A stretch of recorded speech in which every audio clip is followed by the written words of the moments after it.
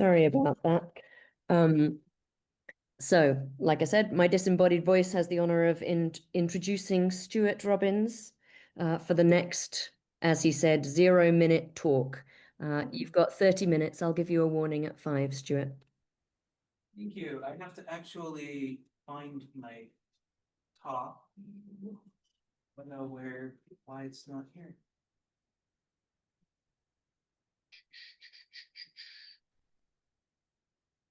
Well, that's fun. Oh, day 1, 1530 Robbins? Am I just blind and completely not seeing? Yeah, okay. No, you've been looking at a lot of stuff all day and organizing a great event. That's what's going on. You're doing great. We'll go with that. Thank you. All right.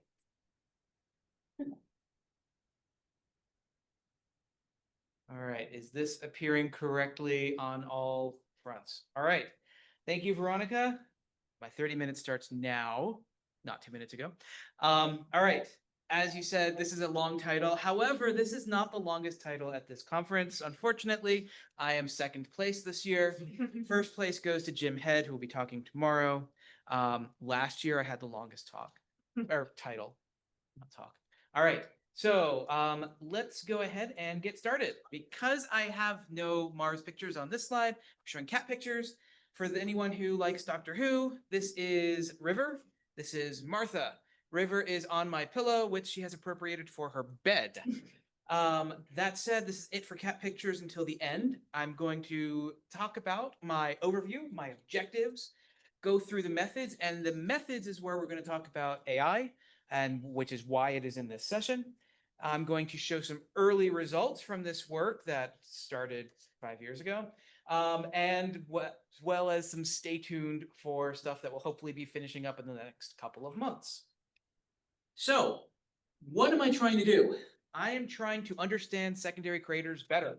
Secondary craters dominate at small sizes on Mars, but the question is, how small is small? There was a very comprehensive study done more than a decade ago, where I looked at this problem across Mars and found that small varies by terrain age, which you would expect. The size frequency distribution of secondary craters is steeper than primary craters, which means that as a terrain ages and accumulates secondaries, you should get a crossover diameter at which secondaries start to dominate at a larger size for an older terrain. We found that the oldest terrain, Noachian, that transition diameter is around 1 kilometer. And for younger terrain, it was about 3/4 of a kilometer. However, I'm going to mention in the next slide that those results are probably wrong. Doesn't mean I'm retracting my thesis paper, but that's a different topic. Another question that we want to know about is, how does the secondary crater population vary with terrain type? So if we have volcanic terrain that is the same age as sedimentary terrain or something else on Mars, does that crossover diameter change? Are the secondary population different on these different terrains? We also want to know how we get secondary craters from near field and far field, and by definition, or for a definition for those, I'm talking about near field as in an annulus within a few crater radii of a large primary, or I guess a primary can be any size as long as it has secondaries. And the far field is everything else. So stuff that's 1,000 kilometers away from that primary is going to be quote unquote far field in this study. Another question is background secondaries. This is an ongoing question in the literature. Are there background secondaries anywhere in the solar system? Now, there have been some people who say absolutely not. I have disagreed with those authors in writing, although it was subtle in my own very subtle way. Several people who know me are laughing. I think that there are background crater population and that they do affect things. But then you also have another camp, a third camp, happy medium of, yes, there are a population or is a population of background secondaries, but they don't matter because they're already calculated in all of our calibrations. So the question of whether they exist, however, is still an important one to understand. The other question is, are there just sort of random fields out there that don't seem to belong to anything? Sort of those parentless children wandering around and you don't know where they go. And so we need a lost and found for these secondary craters. And that's a very unfortunate image I just got in my head. That wasn't in my practices, so we're just going to move forward. Another thing that I wanted to do with this study is a side objective is to begin redoing this very ancient and aged global crater database that I did more than a decade ago. A lot of people don't know that the original database was done with Themis daytime IR 232 meter per pixel data, not the 100 meter per pixel that's available now. Another issue is that it was not complete. There were large gores in the mid-northern highlands, mid-northern latitudes, meaning that it is not global as in it covers everywhere on the surface, it's just global in extent.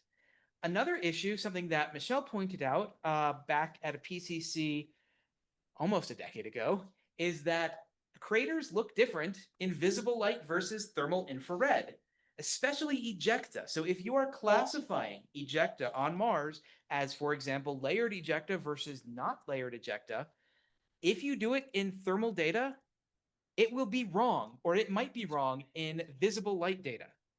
This is very unfortunate as someone who spent a good year trying to classify these ejecta in thermal data, only to find out they're wrong.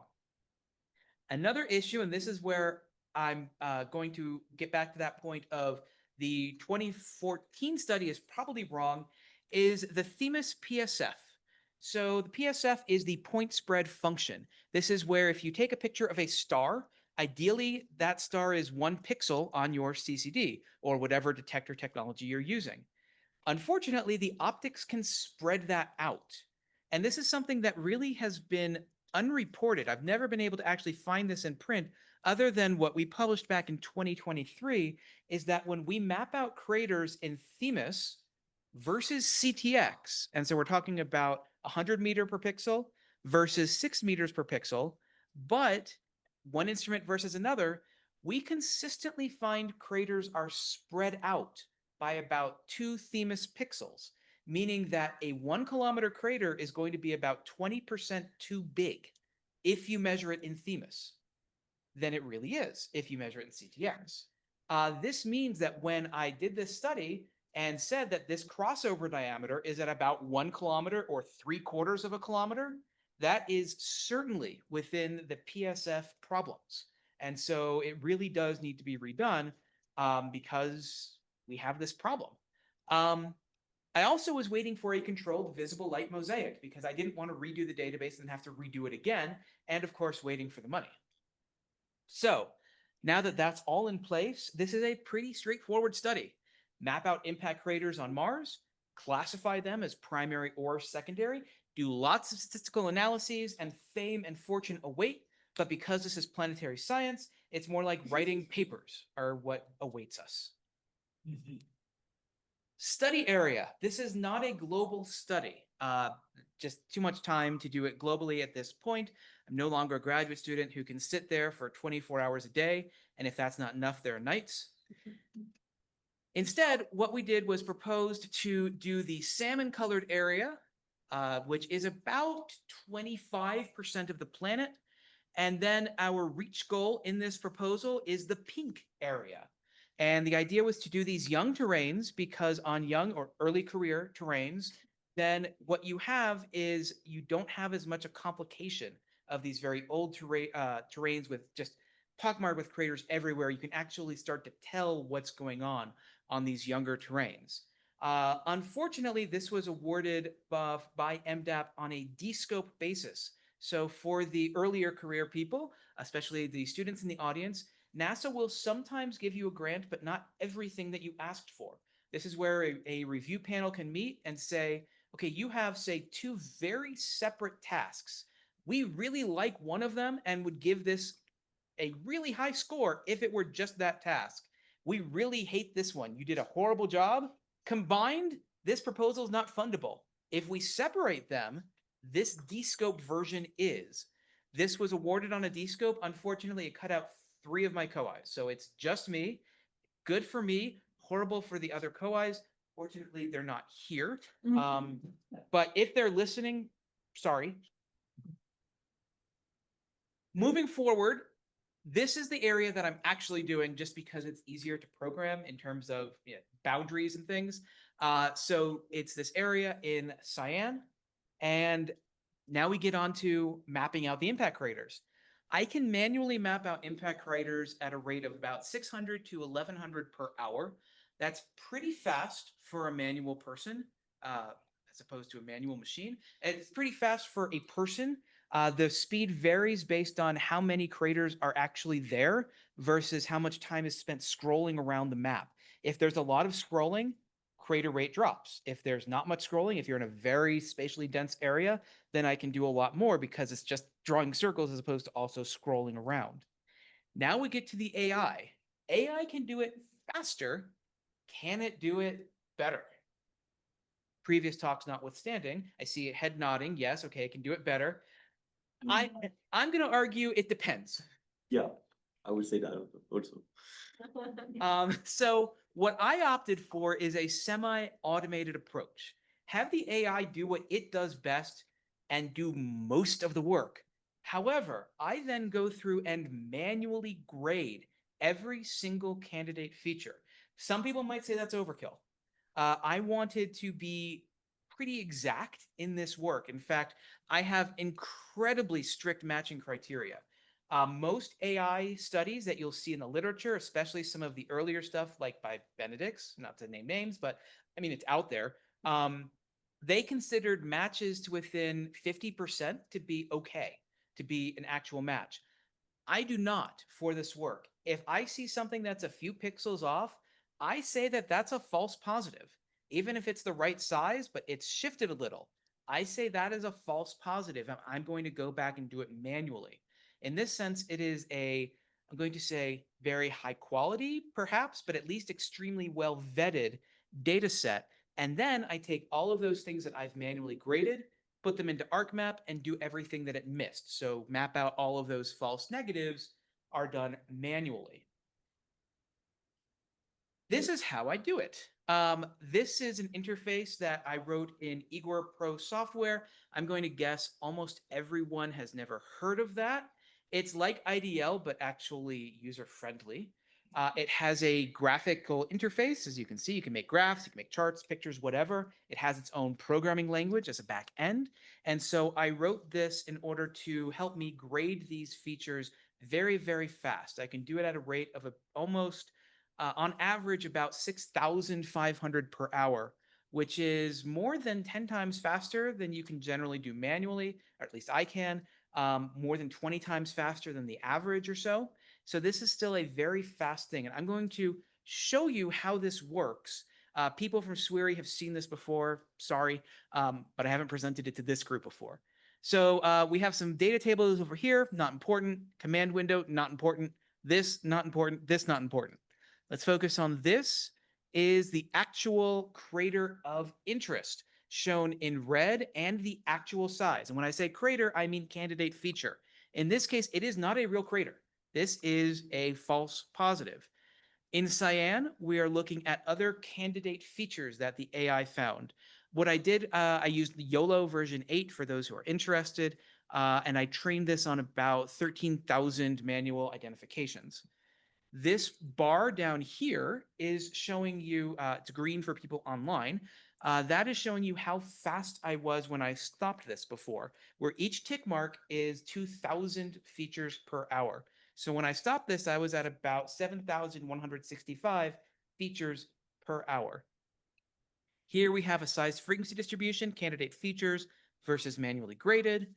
And here we have some diagnostics on the actual how good the YOLO detection was. So how good the AI did, where we have true positives in green, false positives in red.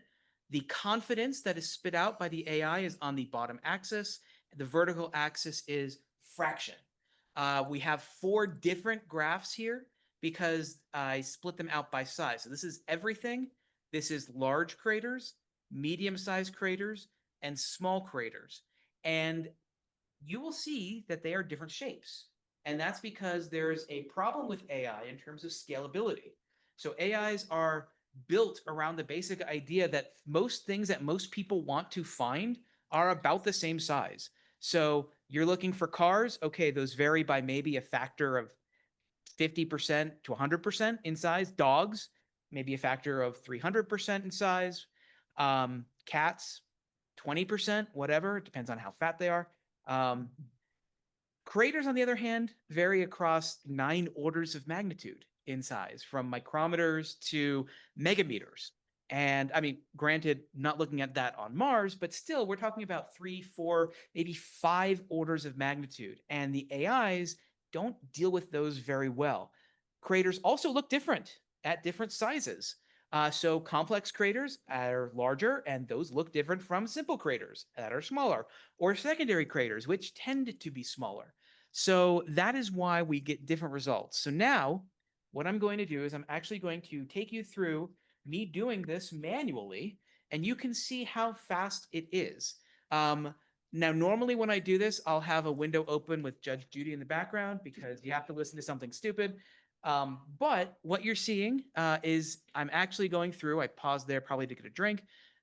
This is the same window as up at top, just without any of the annotations. And this window over here to the right is the next feature that you're going to do. It's just, it works well for me because I actually form an opinion as I'm going through and doing this feature. I form an opinion about that one. And so it's very fast. You're seeing in this pop-up window, it's just entering a 0 or a 1. 1 is a true positive. False is a false positive. I'm sorry, 0 is a false positive. This region of Mars has a lot of pit craters. Pit craters are the bane of my existence at the moment.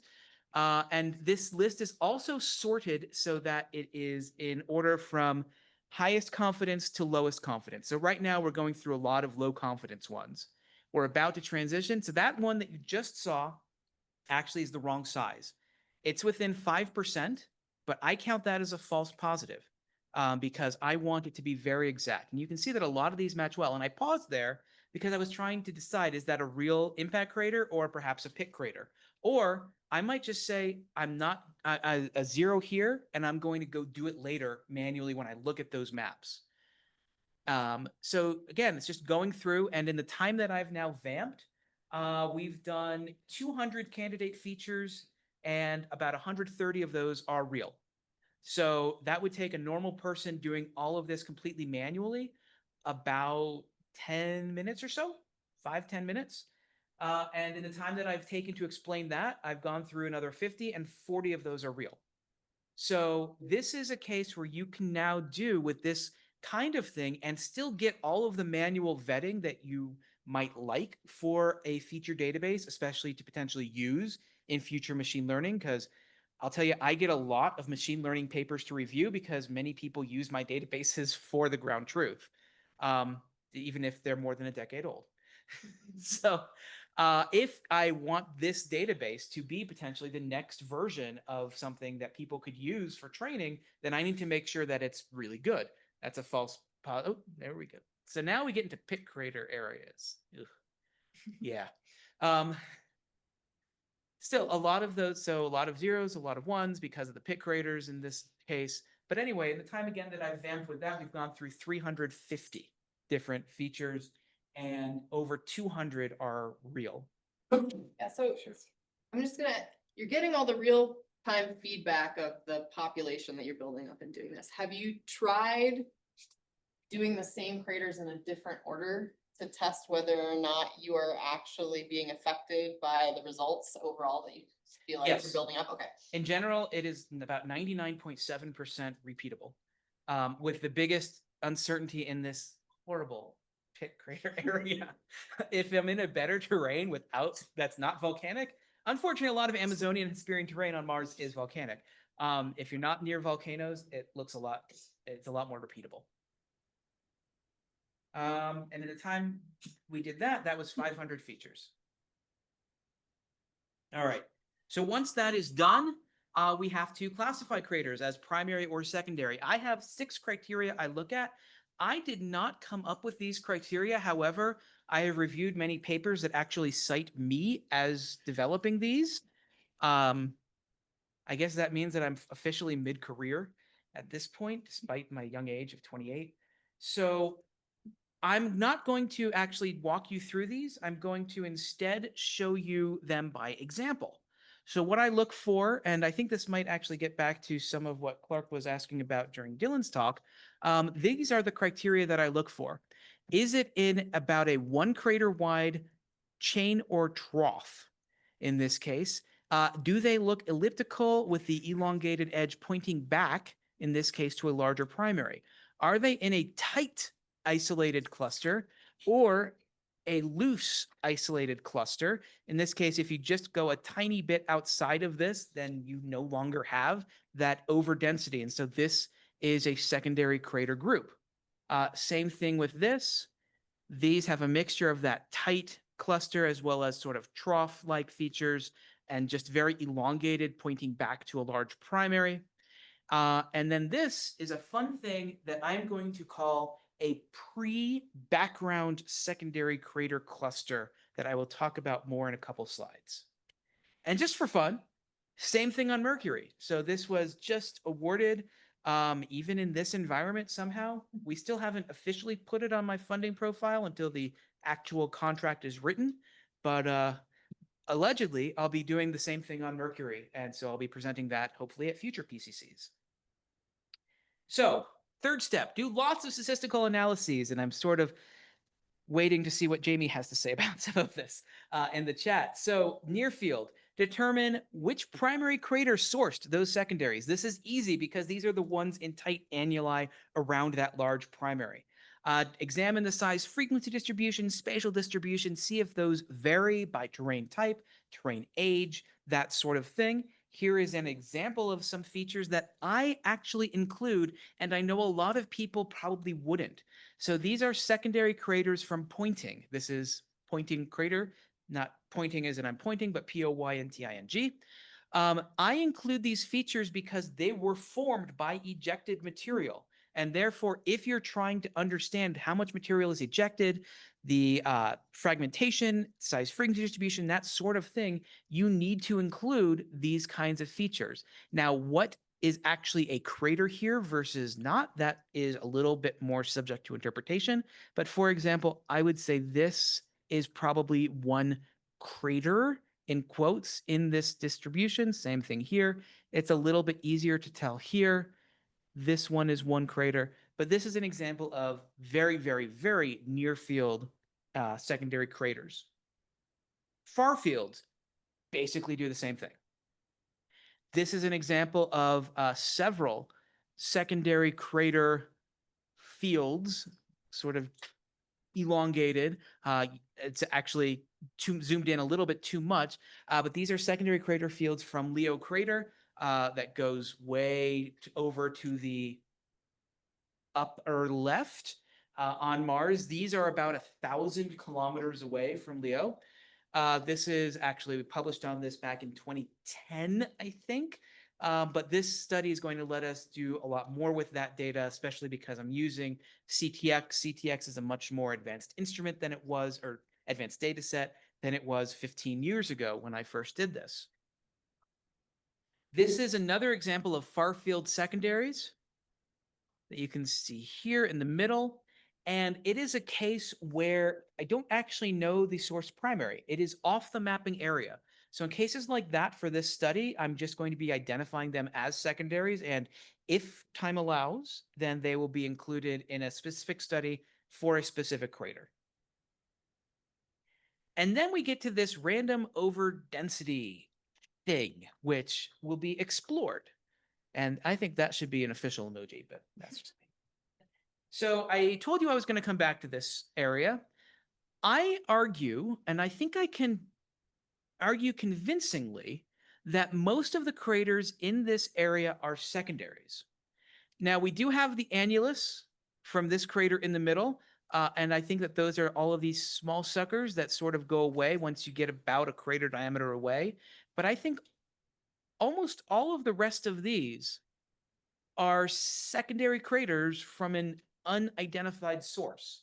And I say that because they are a distinct overdensity. If you go just a little bit above, sorry for the people online, I'm doing a lot of laser pointering, but if you go just a little bit above, you get away from this overdensity. And you also see a lot of craters that are smack in here, and they look about the same. They have the same preservation state. They're almost the same diameter, which is a lot more common with secondaries because of that size frequency distribution. It's steeper. And again, if you just go a little bit outside of this field, you don't see those anymore at all. However, there's no identified primary for these. I haven't been able to find one. And so this is why I think that these are background secondaries. And I think that this is a case where if this terrain was 1 billion years older, you would never know that these are secondary craters because they don't look like secondaries. These look like primary craters. There is nothing about them other than they're sort of in this loose, over-dense area to say that these are secondaries.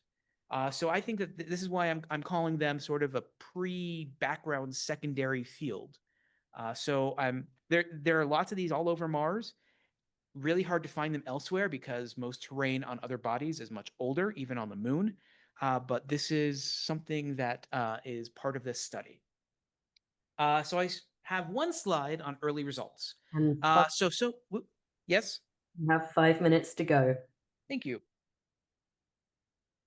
I've done about 400,000 craters so far. Not that many compared to some other stuff that I've done. This is, again, pointing. I'm using that as my example because I'm pointing at it and because it is one that I've completed so far. So this is the approximate crater size, and all of the blue dots are secondary craters. And something that we can see from this is that the azimuthal spatial density is highly asymmetric around the crater.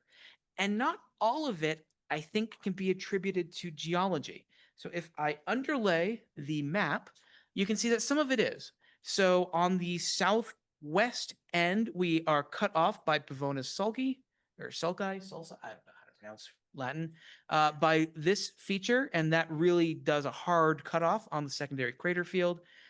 Interestingly, we don't get that from the sulci from Ascraeus.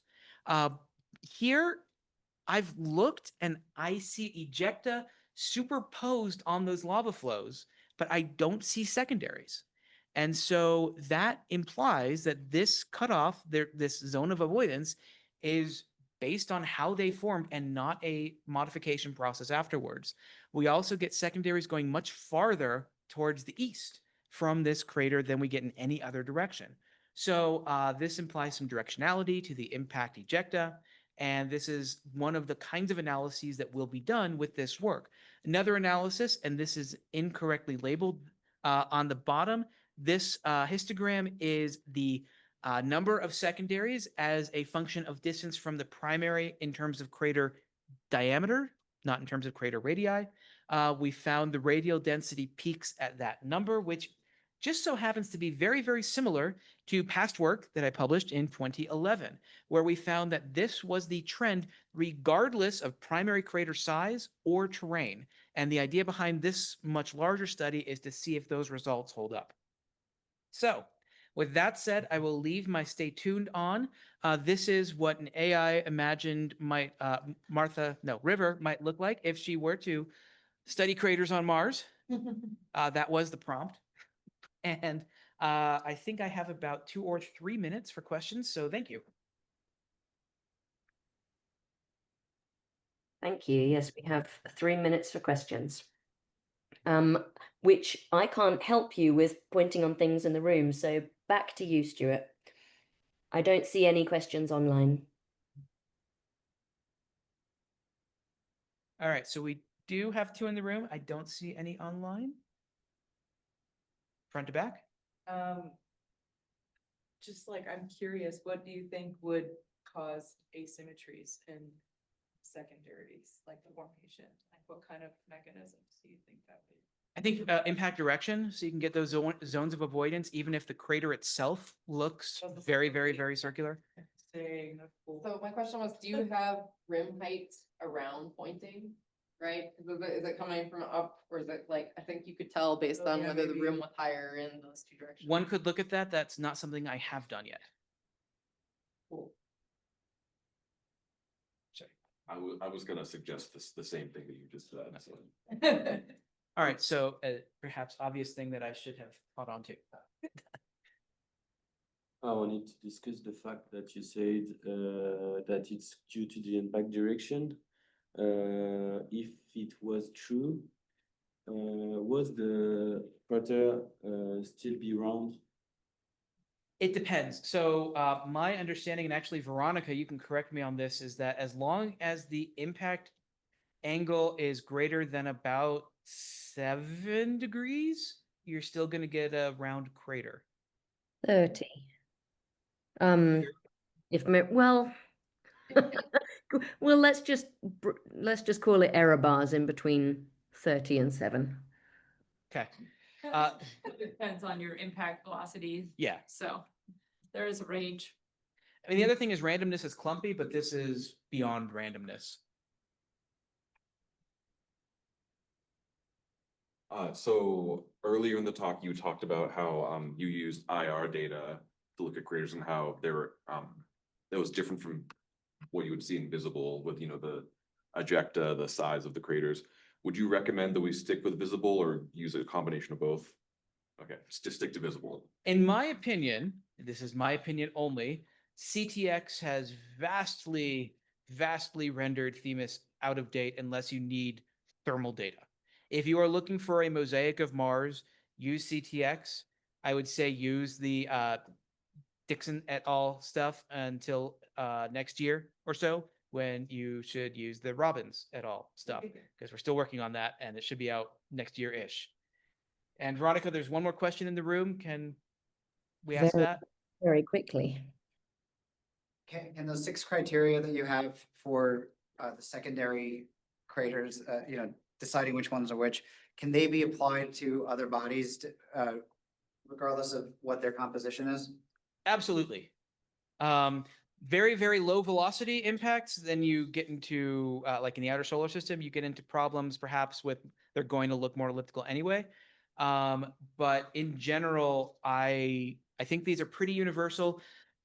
On most bodies at most pixel scales, you will not see the herringbone ejecta, but otherwise you see most of these. And in my examples on Mercury, I really only see the clustering pretty much, or the chains. You don't see most of the other criteria, but in general, those are fairly universal. I mean, as we switch presenters, I think Clark, you can say yes or no whether that's generally valid, because you've been in this field a lot more.